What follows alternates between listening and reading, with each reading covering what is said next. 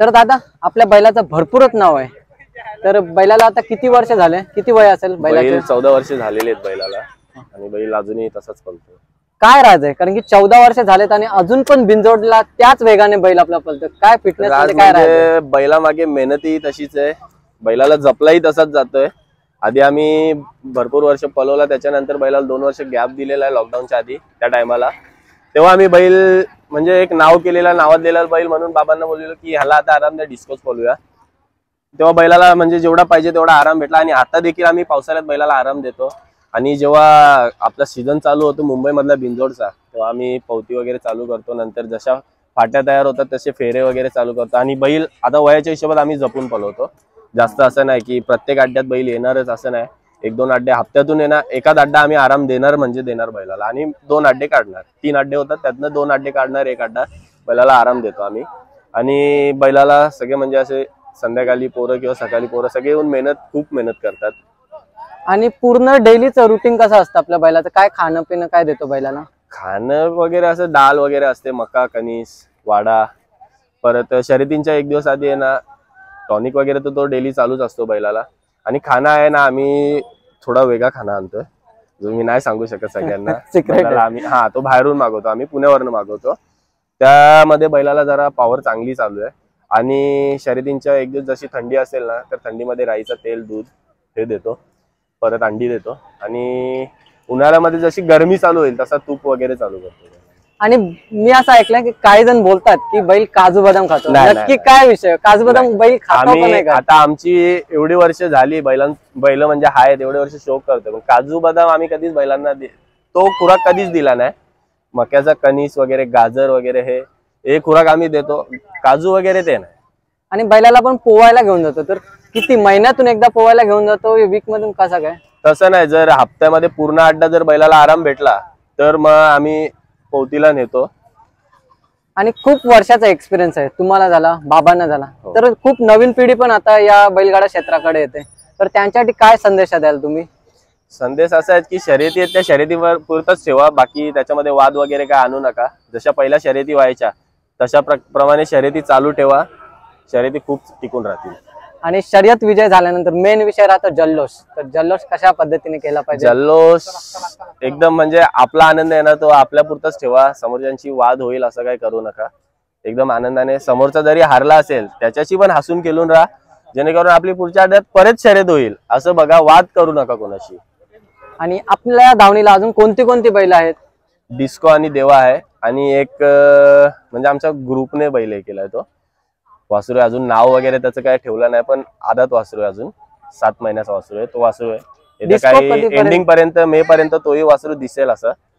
आणि डिस्को आपल्याला कधीपर्यंत अड्ड्यामध्ये बघायला भेटेल? डिस्कोला जाईल भाऊ तरी 1-1.5 महिना तरी जाणारच आहे बैलाला कसा पण, कारण की इलाज चालू आहे त्याच्यावर. आता लगेच तर रिपेअर होणार नाही बैल, एवढी वर्ष गेली आहेत त्याची. काय झालं होतं नक्की डिस्कोला? डिस्कोला ऍक्च्युली काय झालं माहितीये का, त्याला थोडा मणक्याचा प्रॉब्लेम झालेला आहे, तर ते कव्हर व्हायला थोडा टाइम जाईल त्याला. म्हणजे नक्की त्याच्यावर आपला खूप प्रयत्न चालू आहे, मेहनत पण भरपूर चालू आहे, लवकरच आपल्या अड्ड्यामध्ये बघायला भेटेल. हो नक्की. आणि दादा काय बोलाल, आपल्या बैलावर कसं प्रेम आहे? सर्जा हारो किंवा जिंको, आमच्या मनात जी त्याच्याबद्दलची जागा आहे ना ती कोणीच घेऊ शकत नाही. एवढा चांगला बैल आहे ना, त्याच्यासारखा बैल म्हणजे दावणीला येणं हे कोणाच्या पण नशिबात नसतं. एवढा चांगला बैल आहे तो. हारो किंवा जिंको, त्याचं जे आमच्या मनामध्ये त्याचं स्थान आहे ते कोणताही बैल घेऊ शकत नाही. नक्कीच दादांनी खूप सुंदर असा मेसेज दिला, कारण बैलावर जे आपलं प्रेम आहे ते आपण प्रेम तेवढेच प्रेम राहतं. तर हारो या नको जिंको, हा शर्यती क्षेत्र आहे, याच्यामध्ये हार आणि जीत होते, तर आपल्याला त्या दोन्ही पण पचवणं आहे. आणि येणाऱ्या पुढच्या ज्या शर्यती आहेत ते पण आपल्याला नक्कीच कव्हर करणं हे आहे. आणि काय माहितीये का, सर्जासाठी जो पोरांचा जीव आहे ना, आज पूर्ण ग्रुप आहे ना सर्जाने असा जमा करून ठेवलाय ना की एक कॉलेज लाईफ सुद्धा होती माझी, पण एवढा ग्रुप कधी जमा नव्हता माझ्याकडे जेवढा ग्रुप सर्जानी जमा केलाय. आणि सगळी पोरं आहेत ना शर्यतीच्या 1 दिवस जरी शर्यत जमलेली समजली ना, 1 दिवस आधी ना पूर्ण 12-1 वाजेपर्यंत पोरं घरी बसलेली असतात ते. आणि इतर दिवशी पण पोरं काही कामावर असतात, काही घरी असतात समजा येते, पण ते त्यांचा ते टाइम काढणार आणि बैलाजवळ येणार म्हणजे येणार, सकाळी येणार आणि रात्री सुद्धा येणार. आणि जी शाळेतली आता पोरं 2-3 आले तिथे, जवळजवळ 9 ते 10 जणांचा ग्रुप आहे. सकाळी बैल काढायला बाबांसोबत ते 6ला टच असतात घरी, शाळेत जायला त्यांची 6:30-7ला शाळा असते. ते शाळेत जायच्या आधी बैल काढायला बाहेर येतात, बाबा सर्जा काढायचा बाहेर. एवढी आवड आहे सर्जाची, सर्जाबद्दल पोरांना, आणि पोरही तशीच म्हणजे मेहनत करतात आणि बैलासाठी येतात. मग ते त्यांचा काही काम असो ते टाकून येणार. आणि बैलाचं देखरेख करणं एकट्याचं काम नाही, त्यासाठी एक तर मित्रांचा ग्रुप शर्यती करणं हा एकट्या मालकाचं काम नाहीच आहे, त्यासाठी ग्रुप हवाच आहे आणि पोरही पाहिजेतच आहेत. कारण की एकटा मालक काहीच करू शकत नाही. आज पोरं जेवढी मेहनत करतात ना, एवढी मेहनत कोणच करू शकत नाही, एवढी पोरं मेहनत करतात. कोण आहेत पडद्यामागे जे अशी मेहनत करतात? नावं फिक्स नावं नाही बोलू शकत, कारण की सगळी पोरं मेहनत करतात. आता हे समोर आहेत, अजून तिकडे बाजूला ग्रुप आहे, ही सगळी पोरं आहेत ना, खूप मेहनत करतात. नक्कीच मित्रांनो, बैलाचं पोषण या पालन करणं एकट्याचं काम नाही, त्यासाठी घरातल्यांचा सपोर्ट, मित्रांचा सपोर्ट, सर्व फ्रेंड सर्कलचा सपोर्ट पाहिजे. ठीक आहे दादा, थँक्यू.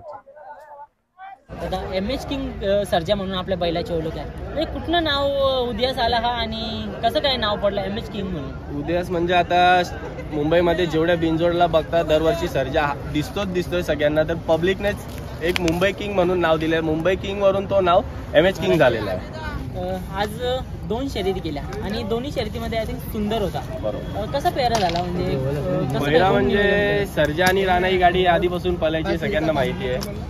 तर त्याच्यावर आम्ही फोन केला की करून आज आपण ही गाडी पळूया सुंदर.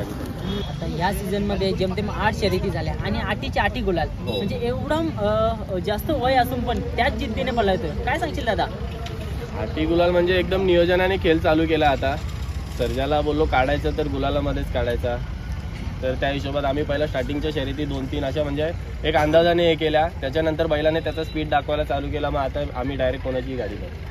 दादा, एक काल असा होता की सर्जाला आपण काढत नव्हतो, त्याला पाठीमध्ये आणत नव्हतं, फक्त तो नॉर्मली सराव चालू होता, म्हणजे काय विषय होता तेव्हा, का काढत नव्हतं? तेव्हा असं झालेलं की आमच्याकडे डिस्को म्हणून एक बैल होता, म्हणजे अजूनही आहेच, पण आजारामुळे तो आता आम्ही पळवत नाही, त्याला जी आजार चालू आहे त्याच्याने. तर तेव्हा आम्ही सर्जाला एक वय झाला आणि काल गाजून बसला सर्जा, खूप नाव केलेला. तर त्यामुळे आम्ही बोललो की आता बैल थोडा कमी आलेला पळायला, बैलाला आराम देऊ. आपल्याकडे डिस्को आहे चालू रुटीनमध्ये, आणि डिस्कोचं नाव आणि दरारा काय हे सगळ्यांना माहीतच होतं. जेव्हा बैल आजही बैल अड्ड्यात आला तरी लोक म्हणजे सगळे नसतील बोलत, पण काही जणांच्या तोंडून ऐकायला येतो की वाघ आला मैदानामध्ये. तेवढं ऐकून आमचा मन भरून जातो.